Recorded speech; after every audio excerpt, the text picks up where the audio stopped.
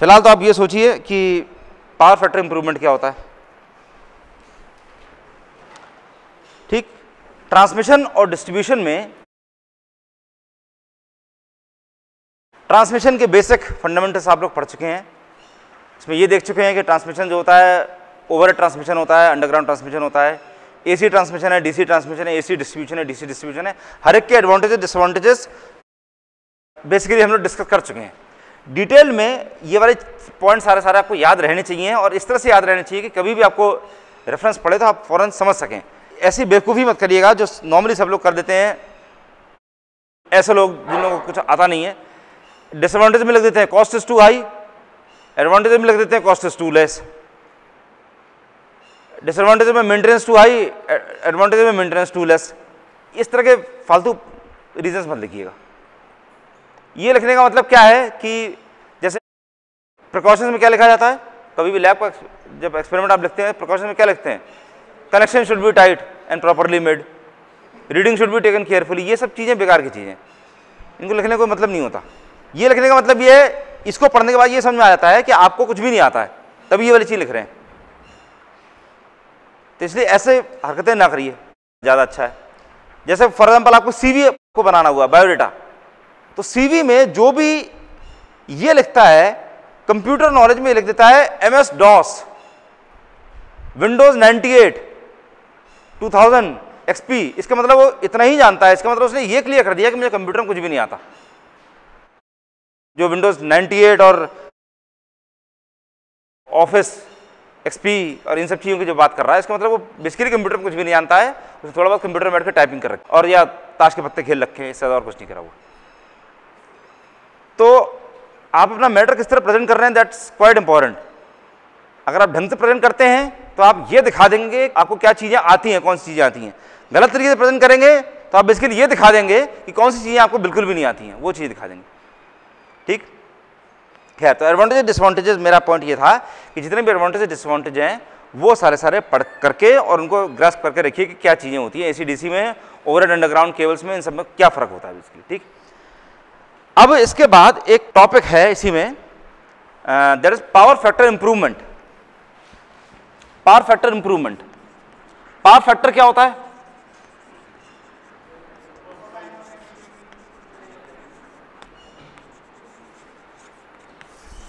Power factor PF is equal to cos phi. Phi क्या है? Angle between voltage and current. मान लीजिए voltage अगर ये है और करंट अगर ये है, फाई। प्योरली रेजिस्टेंस के लिए, प्योरली रेजिस्टिव केस के लिए फाई की वैल्यू कितनी होती है? प्योर इंडक्टेंस के लिए, प्योर कैपेसिटेंस के लिए, RL के लिए, RC के लिए, ये सब चीजें आपको पता है। ठीक, ये सब चीजें आप ऑलरेडी जानते हैं। पॉइंट इज, ये कॉस फाई क्या है? What do you mean by cos phi? Cos phi क्यों? टेन फाई क्यों नहीं? साइन फाई क्यों नहीं? क्यों कॉस फाई क्यों? कॉस फाई का मतलब पर्पस क्या है? पावर फैक्टर क्या चीज होती है? ये कौन सी ऐसी चीज है जो डीसी में इसकी वैल्यू कितनी होती है? डीसी के लिए डीसी में कॉस फाई की वैल्यू, कॉस फाई की वैल्यू 1। डीसी में कॉस फाई की वैल्यू 1 होती है या नहीं होती है? होती है। तो क्यों होती है, कैसे? डीसी में वोल्टेज और करंट के बीच में फेज डिफरेंस कितना होता है? डीसी में बाय द वे कितने फेज की सप्लाई होती है? डीसी में सिंगल फेज। डीसी में there is no phase. Phase basically क्या होता है? फेज होता है वोल्टेज और करंट के बीच में जो डिफरेंस होता है, फेज डिफरेंस।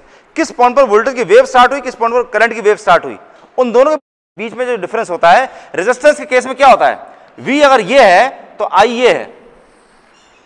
इंडक्टेंस केस में V अगर ये है तो I ये है। कैपेसिटेंस केस में V अगर ये है तो I यहां शुरू हो चुका था।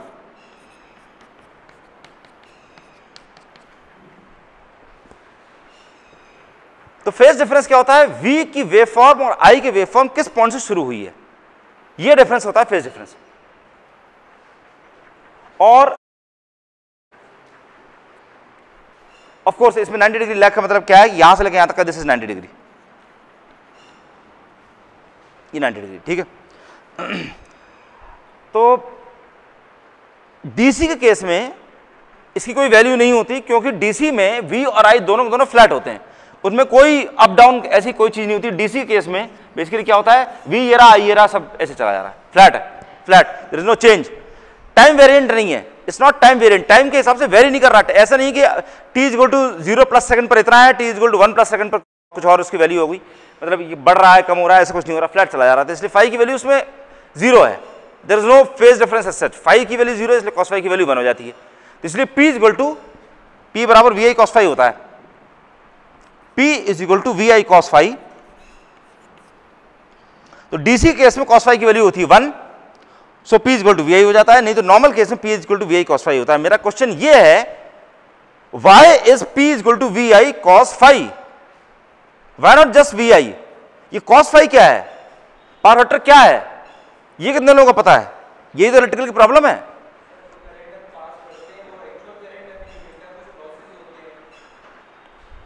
करेक्ट, लॉस, कुछ लॉसेस उसके अंदर होते हैं जो जितने हम करंट भेजते हैं, इसने जवाब ये दिया है कि जितनी करंट भेजते हैं वो पूरी हमको पावर नहीं मिल पाती, उसमें कुछ लॉसेस हो जाते हैं। लॉसेस कहाँ होते हैं? एसी ट्रांसमिशन हम मान के चल रहे हैं, सब जगह एसी मान के चल रहे हैं, तो लॉसेस किस में होते हैं? आर, एल और सी में। सबसे ज्यादा लॉसेस किस में होते हैं? आर में, ऑब्वियसली सबसे ज्यादा लॉसेस रेजिस्टिव लॉसेस ही होते हैं, इंडक्टर्स और कैपेसिटेंस के अंदर कम होते हैं फिर भी। तो इंडक्टर्स और कैपेसिटेंस की वजह से क्या होता है, अगर आर एल है तो ये 0 डिग्री से 90 डिग्री लैग के बीच में लाई करेगा। आरसी है तो 0 डिग्री से 90 डिग्री लीड के बीच में लाई करेगा। नॉर्मल केस में जितना भी हमारे लोड होते हैं वो सारे इंडक्टिव होते हैं। इंडक्टिव की वजह से क्या होता है, जो करंट होती है दैट इज लैगिंग, और लैगिंग करंट के कई सारे हार्मफुल इफेक्ट्स होते हैं, वो हम बाद में देखेंगे कि हार्मफुल इफेक्ट्स क्या होते हैं। पहले मैं आपको ज्यादा इंपॉर्टेंट चीज बताना चाहता हूं कि वो क्या है। ये फाई क्या है अभी ये क्लियर नहीं होता, सरप्राइजिंगली। इतना सारा पावर पढ़ चुके हैं, वी आई cos फाई, इतनी सारी चीजें पढ़ चुके हैं, लेकिन ये चीज पॉइंट तक क्लियर नहीं होती कि वी आई में cos फाई नाम की चीज क्या है और ये क्यों है। व्हाट इज दिस फाई, ये फाई क्या है? हाँ करेक्ट, बिल्कुल सही बात है। जवाब इसने ये दिया है कि ट्रू पावर और एपरेंट पावर के बीच में जो एंगल होता है दैट इज फाई, बिल्कुल सही जवाब है।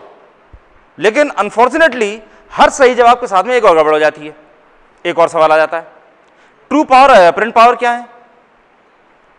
ट्रू पावर और दूसरी क्या है? एपरेंट पावर, और एक और कौन सी होती है? Reactive power. इन तीनों पावर्स के अंदर डिफरेंस क्या है? ये क्या चीजें होती है? ट्रू पावर में और एपरेंट पावर में क्या होता है? What do you mean by true power? True power के यूनिट्स क्या होते हैं?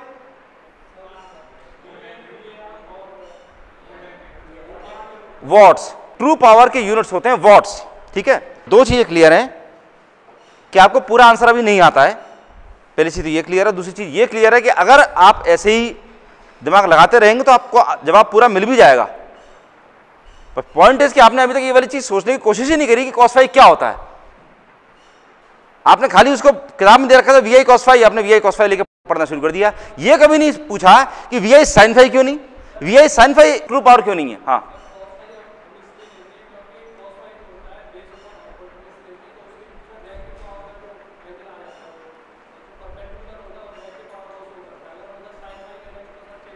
करेक्ट, बिल्कुल सही बात है, बिल्कुल सही बात है, दैट्स एब्सोल्युटली ट्रू। मैं एक्सप्लेन करता हूं आप लोगों को कि इसने जवाब क्या दिया है। फाई अगर ये है और ये एपरेंट पावर है, अभी इस ट्राइंगल में मैं जो चीज बताने जा रहा हूं ये लिखना में कोई जरूरी नहीं है। इस टाइम सबसे ज्यादा इंपॉर्टेंट आपके लिए समझना, ठीक है। फिर मैं आप लोगों को टाइम दे दूंगा, अभी केवल मेन चीज ये समझिए, ये अगर एपरेंट पावर है तो ये है ट्रू पावर और ये है रिएक्टिव पावर। एपरेंट पावर के यूनिट्स क्या होते हैं? VA, ठीक है, VA या KVA या MVA, ये यूनिट्स होते हैं एपरेंट पावर के। ट्रू पावर के यूनिट्स क्या होते हैं? Watts, kilowatts, megawatts, so on. Reactive power के यूनिट्स क्या होते हैं? वोल्ट, एम्पियर, रिएक्टिव, और KVAR और MVAR।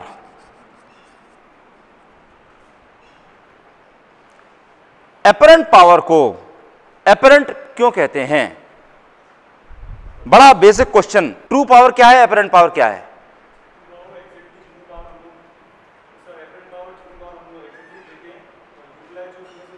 हाँ हाँ, ये बिल्कुल सही बात है। हाँ,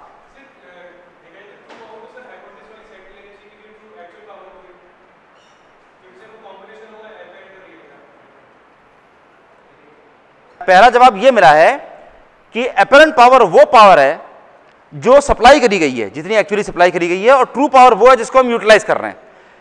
तो ये वाली बात सही है। एक्चुअली होना ये चाहिए था कि इसका नाम ट्रू पावर होना चाहिए था, इसका नाम एपरेंट पावर होना चाहिए, but let's not get inside those jargons, क्योंकि ये ट्रू पावर का मतलब, ये वर्ड जो टर्म है थोड़ा मिसलीडिंग है। ट्रू पावर का मतलब सच्ची पावर जितनी है, एक्चुअली ये ट्रू पावर नहीं है। ट्रू पावर तो वो है जितनी एक्चुअली दी गई है, बट एनीवे हमें कोई मतलब नहीं है। Let us call this true power. True power वो वाली पावर है जिसको हम एक्चुअली काम में इस्तेमाल कर रहे हैं। एपरेंट पावर वो है जितनी पावर एक्चुअली दी गई है, जितनी एक्चुअली प्रोवाइड करी गई थी, ये है। अब देखो पावर फैक्टर बेसिकली क्या है? Power factor is this power, apparent power multiplied by cos of this. इसका मतलब इसका कॉस्ट अगर आप लेते हैं then you get this value. तो this is basically the true power, वो वाली पावर जो आपके काम में आने वाली है। अब देखो इन दोनों में क्या डिफरेंस है।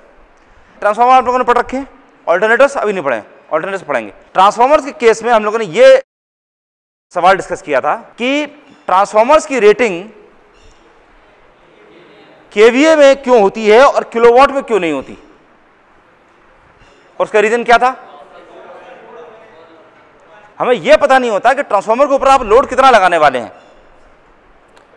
बाय द वे, अगर आप लोगों की जगह मैं बैठा होता तो मुझे इन दोनों स्टेटमेंट के बीच में कोई रिलेशन समझ में नहीं आया होता इस पॉइंट पर।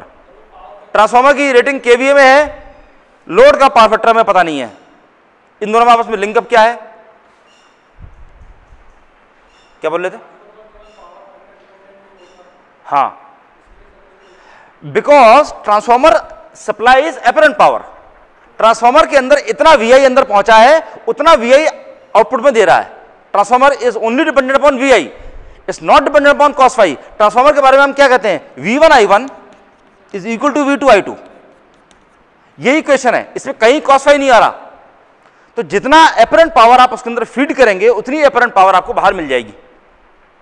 तो एपरेंट पावर वो इतनी दे सकता है, लेकिन उस पावर में से आप कितना यूटिलाइज कर रहे हैं that depends upon your power factor, यही मेन चीज है। देखो इसका एग्जांपल बेसिकली मैं पहले देता हूं। मैं क्लास में आकर के, मान लीजिए मैंने 1 घंटा पढ़ाया, 1 घंटे में मान लीजिए 1 घंटे के बजाय मैं कहता हूं मान लीजिए मैंने 10 टॉपिक पढ़ाए यहाँ क्लास में आकर के। वो 10 टॉपिक मैं अपनी तरफ से यहां पे पढ़ा करके मैं यहां से चला गया, लेकिन आपके दिमाग के अंदर वो 10 टॉपिक में से कितने टॉपिक घुसे that depends upon your power factor. आपने कितना यहां पे दिमाग लगाया, आपने कितना चीजों को ध्यान से सुना, कितना आपको बैकग्राउंड नॉलेज आपकी कितनी परफेक्ट थी, कितना आपके अंदर पढ़ने की और समझने की मर्जी थी, इच्छा थी, इन सब चीजों पर डिपेंड करेगा। This is basically your power factor. तो आपने उस 10 में से अगर 8 समझ लिए, इसका मतलब आपका पावर फैक्टर अच्छा था, बहुत बढ़िया था। बेस्ट तो तभी होगा जब आपका पावर फैक्टर इतना बढ़िया था, 1 था कि जितना मैंने पढ़ाया 10 टॉपिक आपके दिमाग में घुस गए। लेकिन अगर आपका पावर फैक्टर बेकार था, आपके दिमाग में इधर उधर की चीजें घूम रही थी या मन नहीं कर रहा था पढ़ने का, तो इसका मतलब क्या है? अगर मैं 10 टॉपिक पढ़ाऊंगा तो हो सकता है आपके दिमाग में 1 टॉपिक घुसे या 1 टॉपिक भी ना घुसे। तो उसका मतलब क्या हो गया कि आपका पावर फैक्टर बहुत खराब है, बहुत बिगड़ा हुआ है। तो transformer is like the teacher, कि उसने इतने 10 यूनिट पढ़ा दिए, 10 टॉपिक पढ़ा दिए, ट्रांसफार्मर ने इतने केवीए की सप्लाई दे दी। लोड, आप लोग लोड है, आपके दिमाग के अंदर कितना घुस रहा है that depends upon you.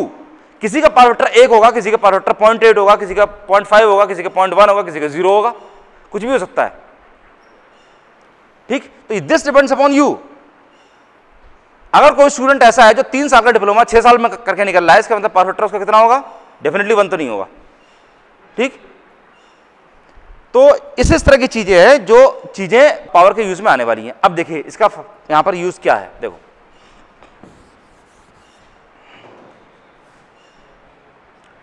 KVA का मतलब यह है इतनी पावर, यहां से लेके यहां तक कि इतना केवीए जनरेटिंग स्टेशन की तरफ से दे दिया गया है।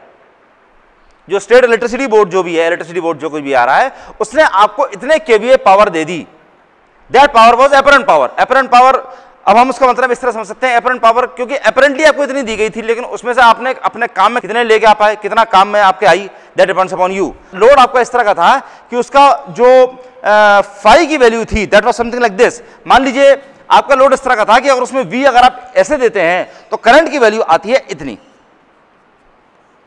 इसका मतलब it is highly inductive load, बहुत ज्यादा इंडक्टिव है। फाई की value is almost close to 80 degrees, 80 degree है। तो क्या होगा, मान लीजिए इसको अगर आप स्केल से अगर आप नापते हैं तो आपको ये यहां से यहां तक मिलता है 10 सेंटीमीटर का, 10 सेंटीमीटर, ठीक है, 10 सेंटीमीटर। तो ये 10 सेंटीमीटर आपको दे दिया गया है, ये रहा 10 सेंटीमीटर, ये यहां से यहां तक का 10 सेंटीमीटर दे दिया गया है। अब अगर फाई की वैल्यू 80 डिग्री है तो फाई की वैल्यू यहां से लेके यहां तक 80 डिग्री हो गई।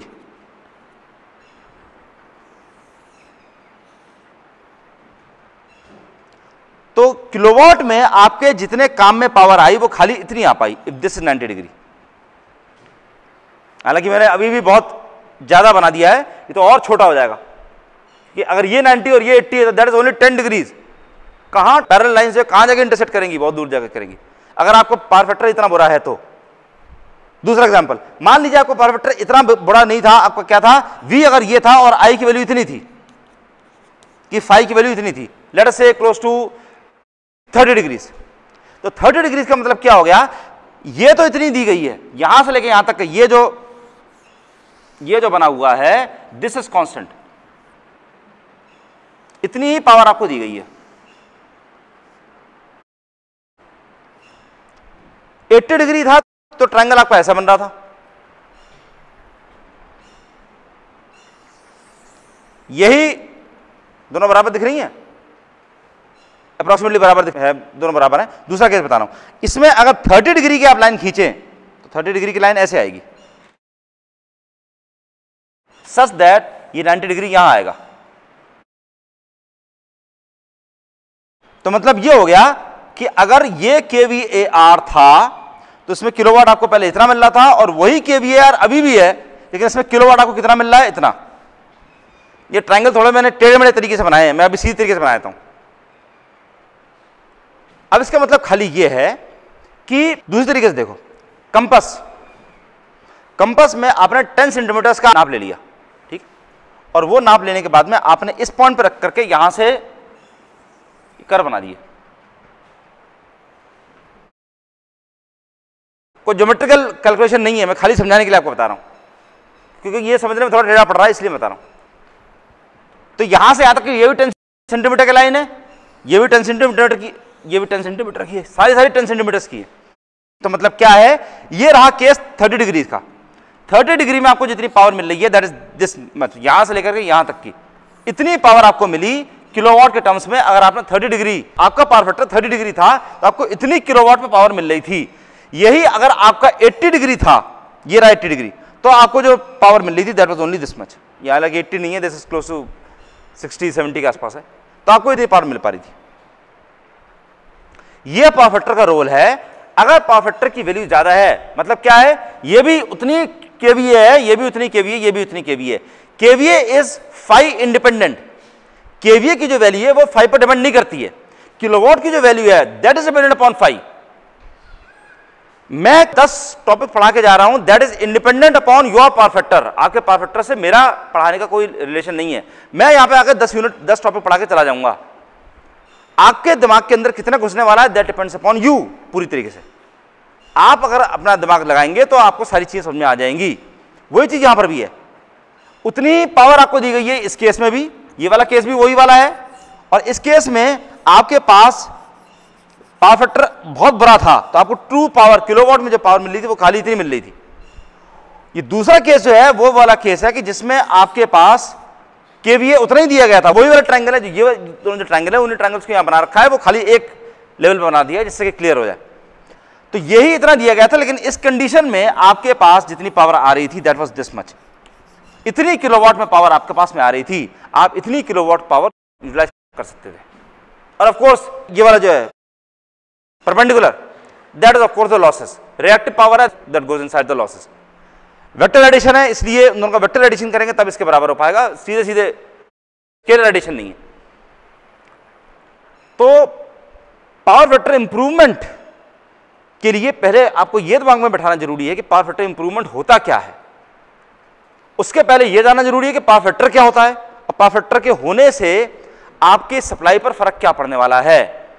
अब सीधी सीधी बात क्या है, आपके पास जो लोड है वो लोड मान लीजिए इस तरह का है कि उस लोड का power factor is only 30 degree.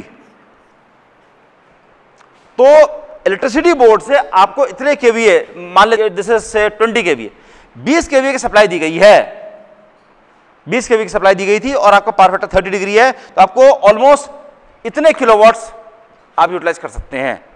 अगर वही 20 केवीए दिया गया है लेकिन आपका पावर फैक्टर एंगल 80 डिग्री था, ठीक है, तो इन दैट केस आपको जो ट्रू पावर जो मिलने वाली है, जितने आपके काम में आने वाली पावर है, true power is that power which you are actually utilising. पंखा हो गया, ये ट्यूबलाइट्स हो गई, जितनी भी सब लोड लगा हुआ है, लोड जितनी पावर कंज्यूम करता है that is basically the true power. KVA is the apparent power, जितनी पावर सप्लाई से मिलती है आपको, उसमें से आप अपने काम में कितनी कन्वर्ट कर लेते हैं, that depends upon your power factor, और उसकी वजह से आपको कम ज्यादा मिल जाती है। इसीलिए हमारा पर्पस क्या होता है कि सबसे ज्यादा जितना पावर फैक्टर हम इंप्रूव कर सकें उतना इंप्रूव करें। जितना पावर फैक्टर इंप्रूव करने का मतलब क्या है, पावर फैक्टर को 0 डिग्री की तरफ ले जाना कि 90 डिग्री की तरफ ले जाना कि 0 की तरफ ले जाना कि 90 डिग्री लीड की तरफ ले जाना, क्या है पावर फैक्टर इंप्रूवमेंट की तरफ 0 डिग्री की तरफ ले जाना, जस्ट टू 90 डिग्री लीड की तरफ ले जाना हमारा पर्पस नहीं होता। कैपेसिटिव लोड बहुत कम होते हैं, मिनिमम पॉसिबल होते हैं। वो नॉर्मली जितना भी लोड होता है सारा इंडक्टिव लोड होता है, सारा इंडक्टिव, उसकी वजह से करंट पूरी लैग कर रही होती है, ये इस तरह की पूरी चल रही होती है। Let me show you.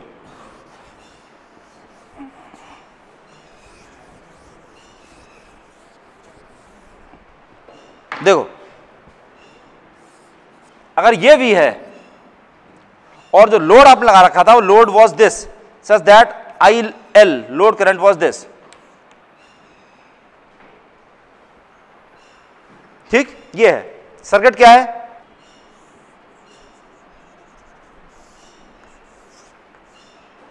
ये है, ये सप्लाई आपने दी हुई है लोड के अंदर। इस लोड की वजह से जितनी करंट ली जा रही है, because this is resistive as well as inductive load, resistance inductance दोनों है, इसलिए ये जो करंट इसके अंदर जा रही है दिस IL, वो IL ऐसी है, V इज दिस, ये V सप्लाई वोल्टेज। अब आप चाहते क्या है, पावर फैक्टर इंप्रूव कर जाए, पावर फैक्टर को इंप्रूव करना चाहते हैं, तो इंप्रूव करने के लिए आपने क्या करा, इसके पैरेलल में आपने कैपेसिटेंस ऑन लगा दिया, तो उसकी वजह से इसके अंदर करंट जाएगी IC और इन दोनों का सम हो जाएगा I।